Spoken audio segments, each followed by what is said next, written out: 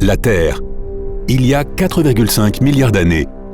Le joli globe bleu que nous connaissons tous aujourd'hui était au départ tout sauf adapté à la vie. D'un rouge éclatant et d'une chaleur ardente, des volcans entraient en éruption sur toute sa surface en fusion. La température moyenne dépassait largement les 1700 degrés Celsius, c'est-à-dire bien plus que celle de la lave. La planète, à peine née, était constamment soumise à des pluies d'impacts de météores. Pire, un objet de la taille de Mars allait bientôt s'écraser sur la jeune Terre et donner naissance à la Lune. Il était évidemment impossible d'y vivre sans même imaginer pouvoir espérer y respirer. Ces éruptions volcaniques continues libéraient des gaz toxiques dans le ciel. Notre Terre n'avait alors presque pas d'atmosphère. Mais ensuite, la vie a trouvé un moyen.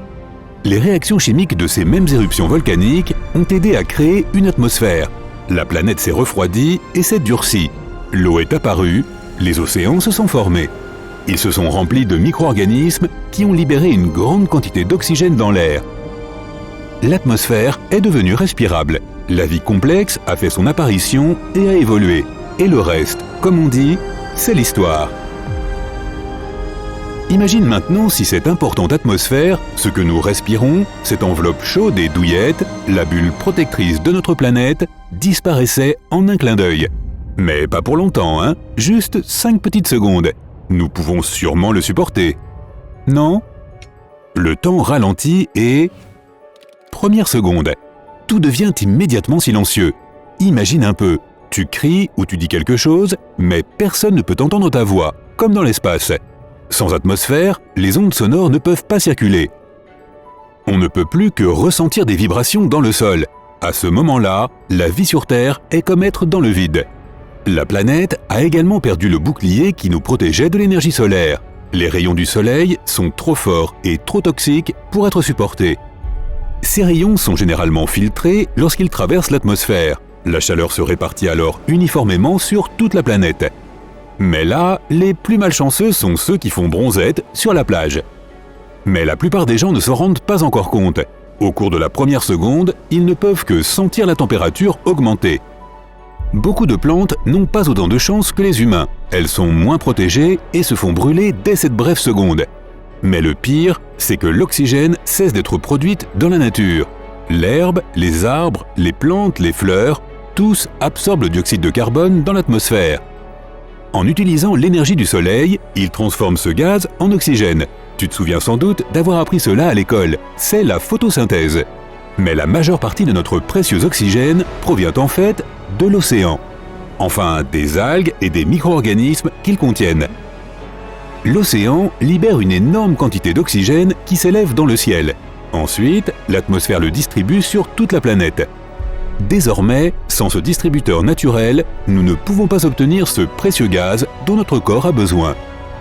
Les humains ne le ressentiront pas dans la première seconde, mais pour beaucoup d'êtres vivants, ce moment peut être déjà dangereux. 2 secondes sans atmosphère. Les gens dehors attrapent des coups de soleil. Ceux sur la plage ne peuvent plus compter sur leur parasol pour les protéger, car il sera bientôt brûlé par les rayons chauds. Dans les endroits où le climat était mauvais, tous les nuages se dissipent. À cause de la température élevée, l'eau s'évapore dans l'espace. Là où il faisait nuit, une nouvelle ère glaciaire débute. La chaleur a cessé de se propager uniformément sur toute la planète. La pluie se transforme en glace, de fortes chutes de grêle commencent. La plupart des animaux nocturnes vivants sont gelés. Les gens qui sortent dans les rues des grandes villes la nuit ne gèlent pas dans les premières secondes. Les villes ont leur propre chaleur et cela sauve les habitants. Pour l'instant. Le climat qui était autrefois si varié, chaud, sec, pluvieux, humide, venteux, est alors réduit à 2 options seulement, extrêmement chaud et extrêmement froid. L'eau commence à bouillir dans les lacs, les rivières, les mers et les océans. Pas à cause de la température chaude, mais d'une chute de pression. L'air disparaît, il n'y a plus de frontière entre l'espace et la planète. Le soleil brille, mais le ciel perd sa couleur. Le bleu est remplacé par le noir. La Terre devient comme la Lune. La planète est bombardée par les tempêtes solaires. Il y a des éclairs d'électricité qui jaillissent du soleil dans toutes les directions. Sans atmosphère pour nous protéger, les orages désactivent toute l'électronique. Les lumières s'éteignent, l'Internet cesse de fonctionner et les tours de téléphonie cellulaire sont brisées. Après 3 secondes, La nature a pris un véritable coup dur à cause des températures extrêmes. Mais le pire est encore à venir. L'atmosphère nous protège non seulement de l'énergie du Soleil, mais aussi des débris spatiaux. Des milliers de satellites ont été désactivés et tombent alors sur la Terre. Il commence à pleuvoir sur notre planète. Et sans aucun avertissement. Habituellement, les météores et tout ce qui tombe vers la Terre sont entièrement brûlés dans l'atmosphère avant même d'atteindre la surface de la planète. La gravité de notre monde les attire à une vitesse fulgurante. La résistance de l'air est trop importante et la friction monte en flèche. Une flamme s'allume et on peut voir des étoiles filantes partout dans le ciel. Mais ce n'est pas fini. Une pluie cauchemardesque va nous prendre par surprise. Si l'atmosphère ne revient pas bientôt, les météorites de la taille d'une pièce de monnaie perceront les maisons, les voitures, les champs, les routes, absolument tout. De plus grosses météorites, de la taille d'un ballon de football, pourraient créer une puissante explosion. Partout, des milliards de dollars de dégâts seront causés. Il est impossible de se trouver dans les parties ensoleillées de la planète. La température est trop élevée. Tu peux mettre une poêle par la fenêtre et faire cuire une omelette. Les plus chanceux, qu'ils soient humains ou animaux, sont sous terre. Les gens dans le métro ne ressentent pas la chaleur. Ils sont également protégés de l'énergie toxique du soleil. Tout le monde a du mal à respirer. Pas assez d'air pour remplir tes poumons. Le monde commence à paniquer. 4 secondes. Beaucoup commencent à se sentir étourdis. Certains perdent conscience. Les cellules de notre organisme cessent d'être saturées d'oxygène. Ton corps se met en mode panique et commence à pomper de l'adrénaline. Le rythme cardiaque augmente, les pupilles se dilatent. Le cerveau tente de trouver une solution, mais échoue. Les gens commencent à devenir encore plus nerveux. Ils se souviendront de ce choc horrible toute leur vie. 5 secondes sans atmosphère. Il y a beaucoup moins d'oxygène à respirer. Les algues et les plantes brûlent ou gèlent.